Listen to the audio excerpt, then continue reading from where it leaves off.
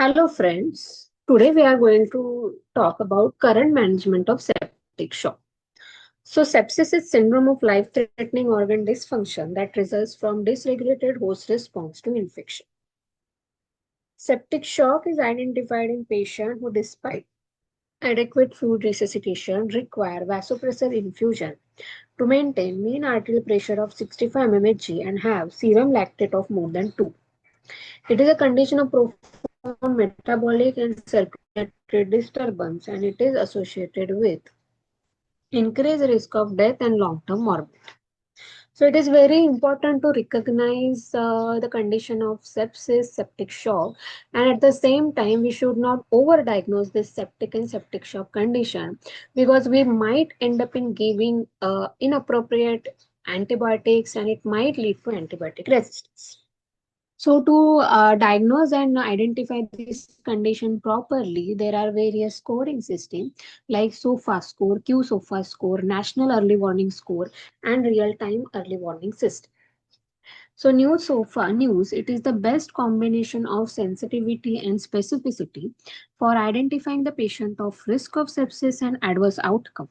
So, we can also use the QSOFA, but it has insufficient sensitivity as a screening tool. Now, for hemodynamic resuscitation, as we all know, sepsis is associated with vasoplegia. It is important to maintain the mean arterial pressure of 65 mmHg. But again, the 65 mmHg is not some magical figure.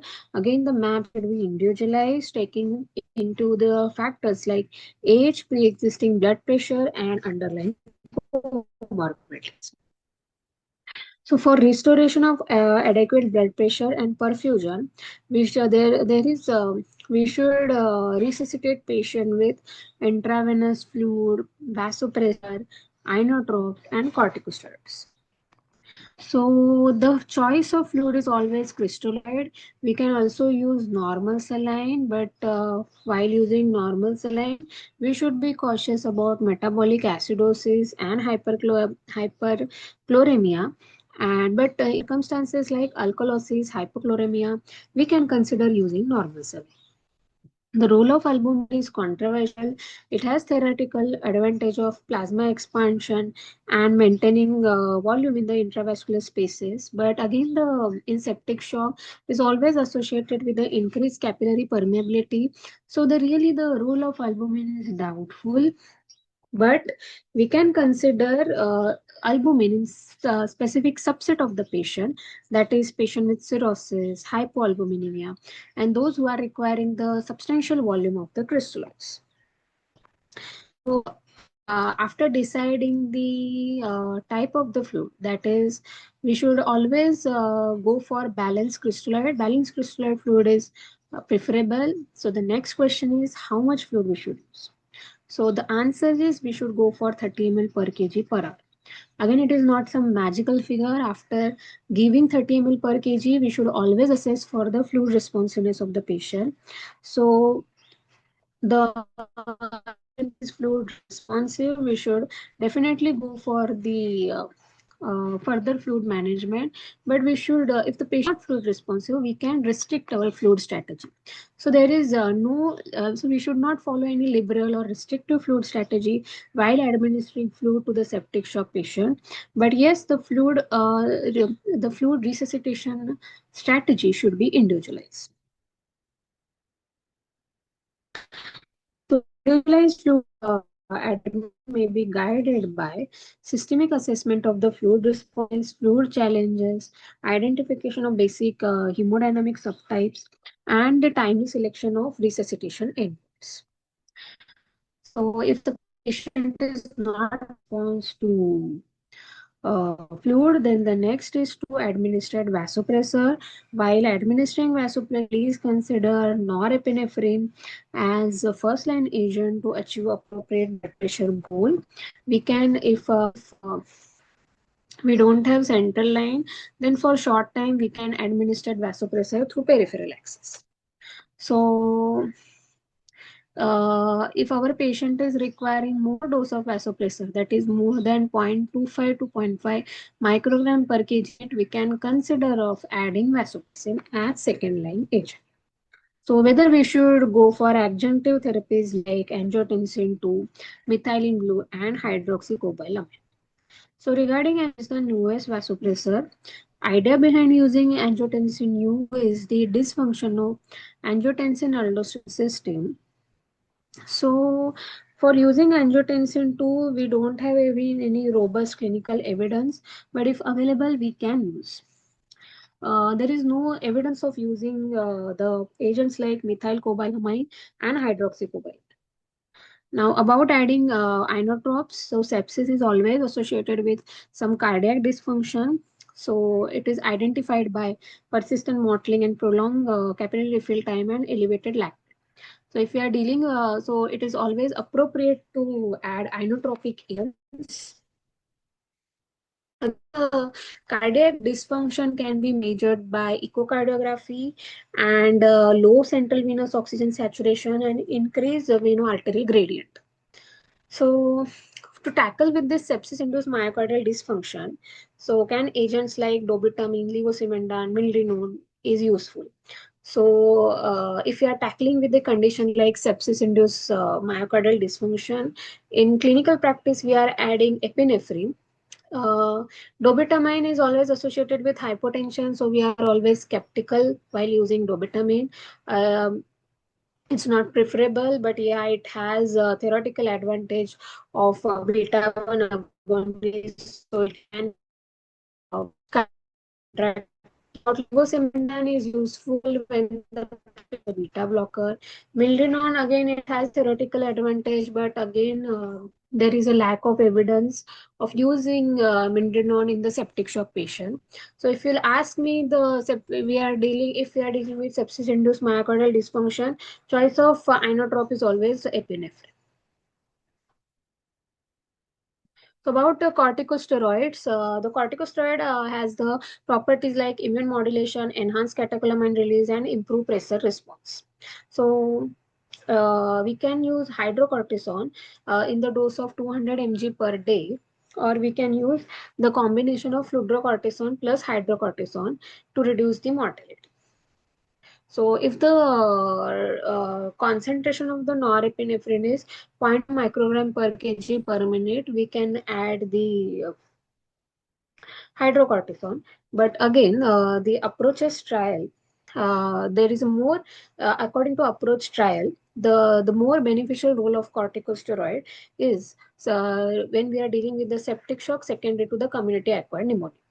The role of fludrocortisone in septic shock and identifying endotypes that predict corticosteroid responsiveness and role of corticosteroid in resource constraint setting remains the area of ongoing investigation. So about initial phase, the patient need to be treated with judicial administration of intravenous fluid, then vasopressors, appropriate antibiotic, and we should always consider controlling the source of infection. So about optimization phase, we should consider adding adjunctive therapies like corticosteroid, vasopressin, and angiotensin 2, and other rescue therapy to achieve cardiovascular stability. Now, if the patient is not responding to this strategy, we can consider adding hydrocortisone and angiotensin 2. So if I want to overview all this initial management, so first is always fluid. The choice of fluid is crystalloid. The dose is 30 ml per kg. The further resuscitation and the amount of the fluid should be depend upon the fluid responsiveness of the patient. Then we should consider adding vasopressin, vasopressors agent. The first, if the dose of norepinephrine is more than 0.25 to zero point 0.5 mics per kg, consider adding vasopressin. Again, if the dose of norepinephrine is more than 0.25 to zero point 0.5 mics per kg for 4 hours, consider adding corticosteroid. And we can also, if the patient is not responding, Then always consider the possibility of sepsis-induced cardiac dysfunction. Add epinephrine, do 2D echo, send then take help of 2D echo, POCUS. We can use angiotensin 2 if available. Then after starting the all fluid, vasopressors, inotrop, the next is to assess the response. Now, how we should assess the response? We can check the vital signs, capillary refill time, change in lactate. So the most importantly, we should monitor mental status, skin perfusion, and urine output. So capillary refill time is the cheap and universally available monitor as well, and it is also suggested by Surviving Sepsis Campaign guidelines. So always we should check for central venous SVO2 and venous arterial PCO2 gradient while interpreting macrohemodynamic status and deciding further intervention. If we are dealing with the situation like low SVO2 and high PCO2 gap, then that is indication of inadequate cardiac output, thus promoting further microhemodynamic optimization. If the SVO2 is high in deteriorating patient, that may suggest severe microcirculatory dysfunction. So always target SVO2 of 70%. And about hemodynamic monitoring, we can always put the art line, but invasive art line monitoring is preferable as the oscillatory method, but it is not reliable during hemodynamic instability, and it does not provide continuous measurement or have the ability for rapid blood sampling. But monitoring of the invasive arterial pressure allows the further adjustment of therapy, which is guided by simple hemodynamic monitoring such as pulse pressure and diastolic arterial pressure.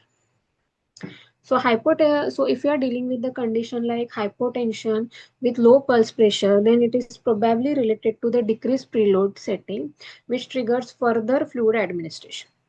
And hypotension with normal pulse pressure and low diastolic pressure is the hallmark of severe vasoplasia, which is managed by making adjustment of norepinephrine.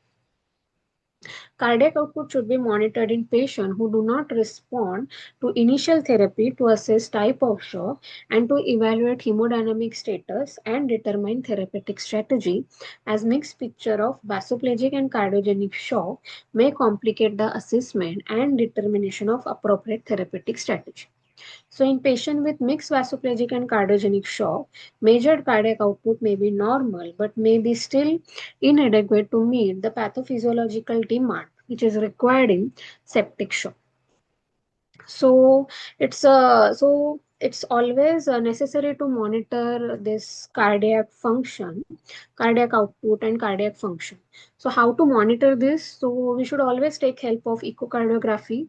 We can also take help of pulmonary artery catheterization, pulse counter analysis. We can also measure transpulmonary thermodilution. But yes, the echocardiography is always preferable than the pulmonary artery catheter.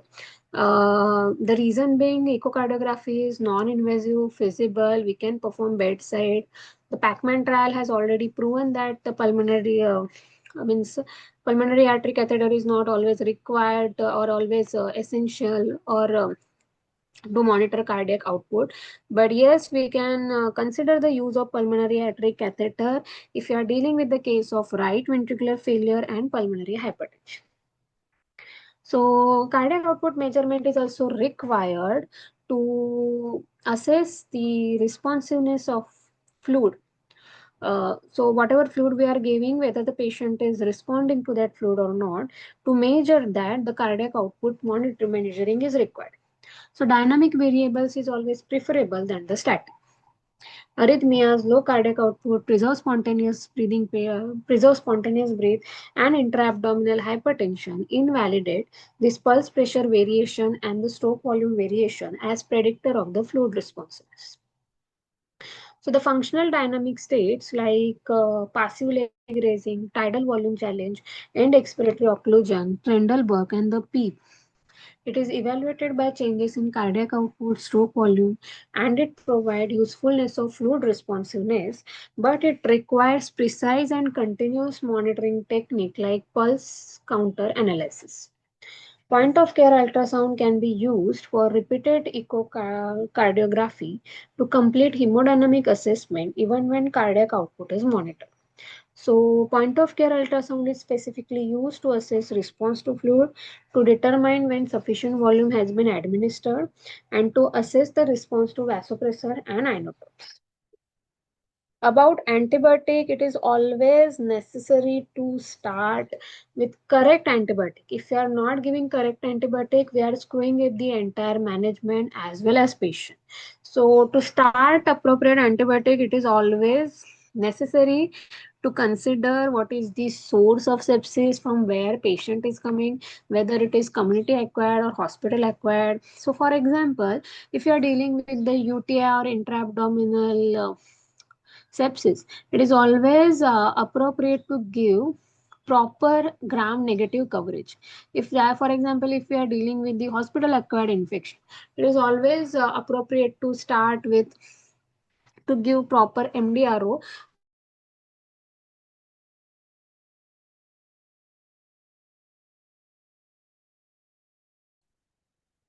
which means cause of sepsis. So again, the new insight has been shown that adequate dosing, consideration of appropriate loading dose, and optimizing the administration of antibiotic can further improve the efficiency of the treatment. Augmented renal clearance is common finding in critically ill patient, which leads to underdosing, and adapting the dose accordingly, complemented with therapeutic drug monitoring if available, and is increasingly advocated for many antimicrobials. So, for example, beta lactam prolonged infusion has been associated with low mortality rate. So, 2 weeks is not, we should not consider giving antibiotic for 2 weeks. We can give the antibiotic for 5 to 7 days if you are dealing with a patient without immunosuppression, in the absence of my MDR infection, and in special circumstances like staphylococcus infection. It is also important to provide appropriate source control. For that, we should clean the wound, debride the areas of tissue, assess the areas to drain debris and much of the bacterial load. Source control refers to all measures undertaken to eliminate and control any ongoing infected areas, with aim of not only decreasing infected load but also restoring as much as pre-morbid anatomy and function. Initial source control was limited to removal of infected foreign bodies such as central venous catheter and other indwelling device, and drainage of accessible collection like intra-abdominal infection by means of laparotomy.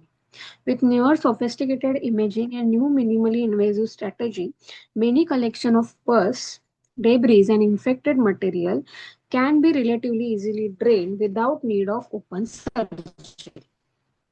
CT is primarily is most commonly used technique to guide source control procedure, but ultrasound access is increasingly available, and this could make source control more accessible for low resource setting.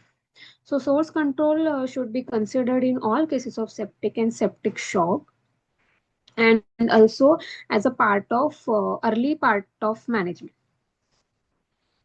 So, such a management strategy have been shown to decrease mortality in many forms of relevant community acquired sepsis. Thank you, guys.